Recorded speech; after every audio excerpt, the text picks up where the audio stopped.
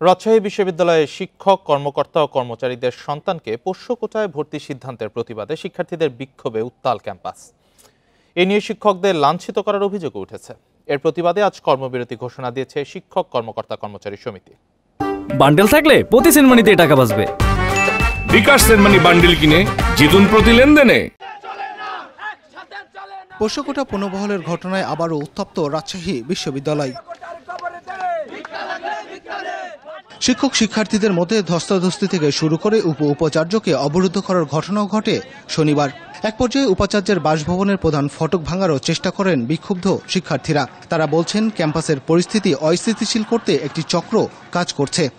জুলাই বিপ্লবের পর এই কোটাটা কবর দেওয়া হয়েছিল, মানে কোটার বহাল থাকবে না। তো এরা অযৌক্তিক একটা জিনিস নিয়ে ওইটা আবার উত্থাপিত করতেছে। তো এটা তো পুরাটাই অযৌক্তিক। প্রশাসন এই জিনিসটা ক্রিয়েট করছে, অথবা অদৃশ্য কোনো শক্তি যা প্রশাসনের মধ্যেই বিদ্যমান, তারা চাচ্ছে না যে রাকসুটা হোক, কারণ রাকসু হলে জবাবদিহিতা বাড়তে পারে প্রশাসনের। এদিকে বিভিন্ন সংগঠনের নেতারা বলছেন, রাকসু নির্বাচন নিয়ে ষড়যন্ত্র চলছে। এটি তারই অংশ।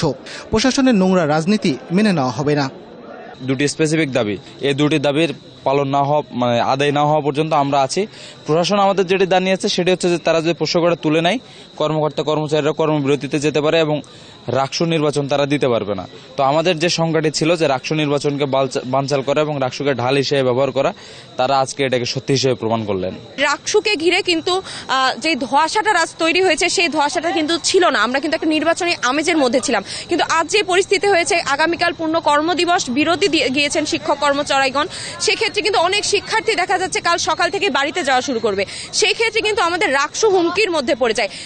এদিকে শিক্ষক কর্মকর্তা কর্মচারীদের লাঞ্ছিত করার প্রতিবাদে কর্মবিরতির ঘোষণা দিয়েছে শিক্ষক, কর্মকর্তা, কর্মচারী সমিতি। দোষীদের বিরুদ্ধে আইনগত ব্যবস্থা নেওয়ার দাবিও জানানো হয়েছে। বিহিত না হলে পরবর্তীতে এই কর্মসূচি চলমান থাকবে। সবাইকে ধন্যবাদ। দাবিটা বিচার দাবি করছে না, আমাদের কলিগকে যে শারীরিকভাবে লাঞ্ছিত করছে, এর বিচার দাবি করছে আমরা। 18 সেপ্টেম্বর ভর্তি কমিটির সভায় শিক্ষক, কর্মকর্তা ও কর্মচারীদের সন্তানদের জন্য শর্ত সাপেক্ষে প্রাতিষ্ঠানিক সুবিধায় ভর্তির সিদ্ধান্ত নেয় বিশ্ববিদ্যালয় প্রশাসন। Mustafizur Rahman, independent news, Rajshahi.